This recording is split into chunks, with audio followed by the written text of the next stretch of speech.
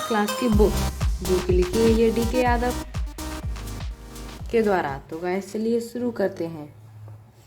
तो गाइस हमारा इसमें पहला चैप्टर है ज्योग्राफी की यूनिट फर्स्ट का पहला चैप्टर होगा कंपोनेंट्स ऑफ एनवायरनमेंट। तो गाइस कंपोनेंट्स ऑफ एनवायरनमेंट होता है पार्ट्स ऑफ एनवायरनमेंट। कंपोनेंट्स को आप यूँ कह सकते हैं जैसे कि पार्ट्स, एनवायरनमेंट के पार्ट्स। इसमें हम पढ़ेंगे environment, spheres of environment, interdependence of components of environment, human environment. तो सबसे पहले पढ़ते हैं एनवायरनमेंट, यानी कि वातावरण। You might have often come across the word environment. Environment literary means the surrounding of an organism, an object और a community. तो तुम जानते हो कि एनवायरनमेंट का मतलब क्या होता है? एनवायरनमेंट का मतलब होता है कि हमारे आसपास जो भी लोग रहते हैं या ऑब्जेक्ट्स हैं और जो भी कम्युनिटी वगैरह। The environment is not the same everywhere, it varies from place to place. जो एनवायरनमेंट है हमारे यहाँ वो एक जगह सेम नहीं है। जैसे कि हमारा यहाँ पे एनवायरनमेंट में धूप है तो कहीं और धूप नहीं होगी, यहाँ पे लोग हैं, पेड़ पौधे हैं, तो ऐसे हर जगह अलग अलग है। Besides, various kinds of conditions prevail in different parts of the world. Various kinds of conditions होती हैं जो कि डिफरेंट पार्ट्स, अलग अलग एनवायरनमेंट होता है अलग अलग पार्ट्स ऑफ वर्ल्ड में। For instance, in our country the environment of the Thar desert is very different from the mountain environment of the Himalayas. तो जो हमारी कंट्री में जो थार डेजर्ट है वहाँ का एनवायरनमेंट आप देख सकते हैं बहुत ही गर्मीला, बहुत गर्म है वहाँ पे, और वहाँ कोई पेड़ पौधे नहीं है ना पानी है। और वहीं माउंटेन पे बर्फ़ है, पेड़ सूखे हैं, ऐसी ठंड है वहाँ पे, ऐसी एनवायरनमेंट अलग अलग होता है। Even the conditions for cultivating crops vary from place to place. और जो कंडीशन होती हैं जो क्रॉप्स की जो उगाने की वो भी अलग अलग होती हैं। जैसे हमारे यहाँ गेहूँ कर सकते हैं तो केसर नहीं कर सकते, वहाँ कश्मीर में केसर होती है। ऐसे अलग अलग कंडीशंस होती हैं जैसे हम उगा सकते हैं। One kind of environment favours cultivation of wheat while the other favours rice. एक तरह का एनवायरनमेंट होता है जहाँ पे हम गेहूँ की खेती कर सकते हैं और दूसरी जगह हम राइस की। Similarly, there are so many varieties of food habits, economic activities and dresses of the people prevailing in different parts. तो सिमिलरली ऐसे ही बहुत सारी वेराइटीज़ हैं फूड हैबिट्स की।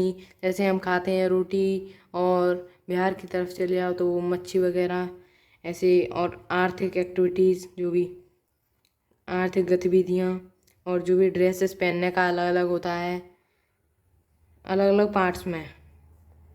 Physical environment. तो गाइस अब हम आते हैं physical environment. The physical environment also called the natural environment और बायोटिक एनवायरनमेंट। जो फिजिकल एनवायरनमेंट होता है गाइस उसे हम नेचुरल एनवायरनमेंट भी कहते हैं और biotic environment is the prevailing natural conditions which comprises of land, water and air. जो कि नेचुरल कंडीशंस पे साथ होता है। जैसे लैंड होती है उसमें वाटर होता है, एयर आती है। द लैंड में consist of different landforms such as mountain, plateaus, plains and valleys. जो लैंडफॉर्म्स होती हैं वो बहुत तरह की होती हैं, जैसे कि mountain, plateau, valley, plains. The water bodies vary from small ponds to mighty oceans including seas, rivers and lakes. और जो वाटर बॉडीज होती हैं गाइस वो अलग अलग होती हैं, जैसे पॉन्ड्स और बड़ा ओशियन और समुद्र, रिवर और lakes. The air has climatic elements and gases. और जो एयर होती है उसके पास बहुत सारे एलिमेंट्स होते हैं और गैसेस होते हैं, जैसे कार्बन डाइऑक्साइड, O2, आर्गन। तो गाइस चलिए शुरू करते हैं next topic, biological environment. The biological environment also called the living environment और बायोटिक एनवायरनमेंट। जो बायोलॉजिकल एनवायरनमेंट होता है गाइस उसे हम लिविंग एनवायरनमेंट भी कहते हैं और biotic environment. Consist of all living things which can be classified into 4 categories: plants, animals, humans and micro organism. जो कि कंसिस्ट करते हैं, जो भी जीव जंतु, जो भी जीने वाली चीज़ें हैं, उनको 4 कैटेगरी में क्लासिफाइड किया गया है, यानी कि बांटा गया है। क्लासिफाइड मीन्स प्लांट्स में, एनिमल्स में, ह्यूमंस में एंड माइक्रो ऑर्गेनिज्म में। तो गाइस चलिए शुरू करते हैं अगला जो भी टॉपिक है। तो गाइस हमारा अगला टॉपिक है interdependence of components of environment. The physical environment and the biological environment are interdependent. जो फिजिकल एनवायरनमेंट होते हैं और जो बायोलॉजिकल एनवायरनमेंट होते हैं गाइस, वो इंटरडिपेंडेंट होते हैं, जो कि खुद के ऊपर होते हैं। These are 2 components of the environment. ये 2 कंपोनेंट्स होते हैं एनवायरनमेंट के। आर इंसेपरेबल ऑल टुगेदर, जो कि एक साथ ही मिलते हैं। That is they can not be separated all together. ये कभी भी सेपरेट नहीं हो सकती, यानी कि अलग अलग।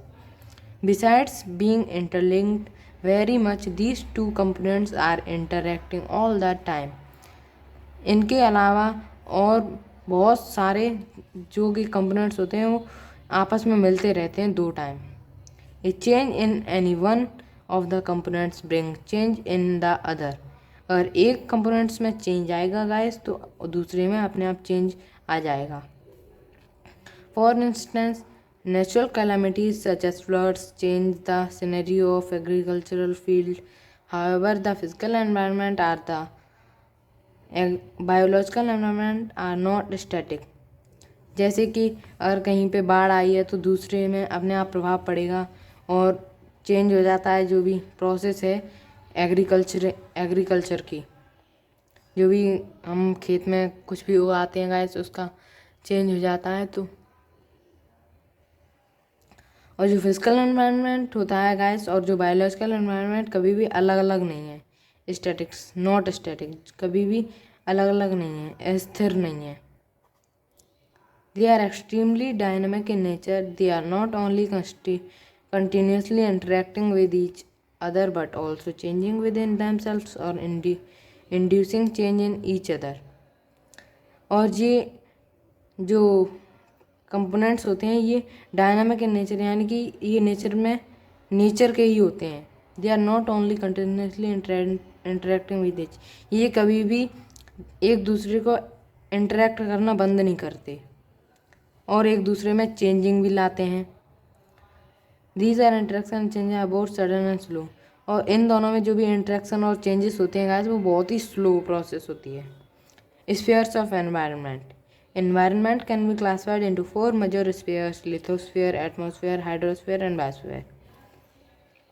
तो guys spheres of environment mean environment के स्फीयर्स, यानी कि वायुमंडल। जो एनवायरनमेंट है उसको हमने एनवायरनमेंट के स्फीयर्स को हमने 4 मेजर स्फीयर्स में डिवाइड कर रखा है। पहला है लिथोस्फीयर, सेकंड एटमॉस्फेयर, थर्ड है हाइड्रोस्फीयर और चौथा है बायोस्फीयर। लिथोस्फीयर, जिसको हम लैंड बोलते हैं। Land is the solid crust और the hard top layer and is covered by a thin layer of soil. It is an irregular surface with various landforms such as mountains, plateaus, plains and valleys.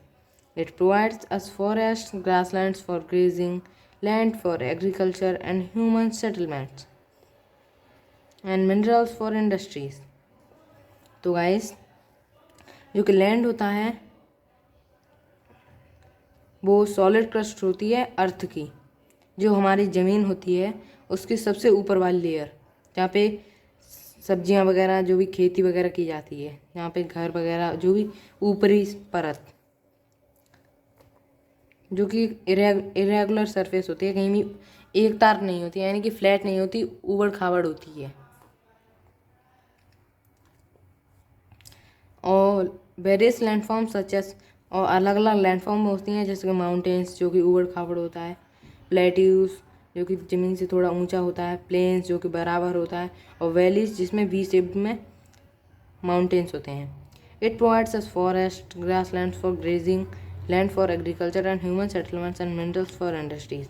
ये हमको forest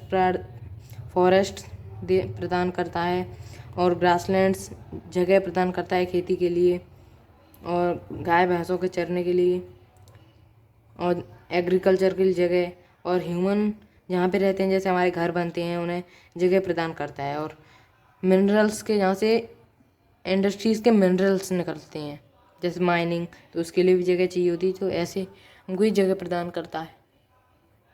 guys अगर आपको समझ में आ रहा है तो वीडियो को लाइक करें, शेयर करें, सब्सक्राइब करें कर दर तो गाइस कर जरूर दियो। हाँ, लाइक कर दियो, शेयर कर दियो, सब्सक्राइब कर दियो, ठीक है। हाँ तो गाइस चलिए शुरू करते हैं। हाइड्रोस्फीयर, जिसे हम वाटर कहते हैं। All water bodies of the earth together form hydrosphere. All forms of precipitation like ice, snow, rain etc, जो ऑल वाटर बॉडीज होती हैं उसे अर्थ, जो भी ऑल वाटर बॉडीज हैं अर्थ पे, उसे हम कहते हैं hydrosphere. All forms of precipitation like ice, snow and rain etc, जिसमें सभी चीज़ आ जाती है, जैसे आइस है, स्नो है, रेन है etc etcetera are also part of hydrosphere. ये सभी पार्ट हैं हाइड्रोस्फीयर के। Hydrosphere is essential for the support of life on this planet. About 70% of the earth surface is covered with water and most of it is in the ocean. जो hydrosphere है वो life के लिए बहुत ही essential यानी कि बहुत महत्वपूर्ण है। 70% of the earth surface is covered with, जो कि 70% अर्थ का सरफेस है वो पूरी तरह वाटर से कवर्ड है, और सबसे ज़्यादा वाटर मिलता है ओशियंस में। Only a small portion appears as fresh water which is found in rivers, lakes and ground water. Only कुछ ही पोर्शन है गाइस वाटर का, फ्रेश वाटर का, जो कि हमें मिलता है रिवर्स में, लेक्स में एंड ग्राउंड वाटर में। तो गाइस इसका पार्ट 1 में इतना ही। आप अगली वीडियो के लिए बने रहिए और चैनल को लाइक कीजिए, सब्सक्राइब कीजिए, साइड वाले प्रेस कीजिए। तो guys bye bye, thanks for watching.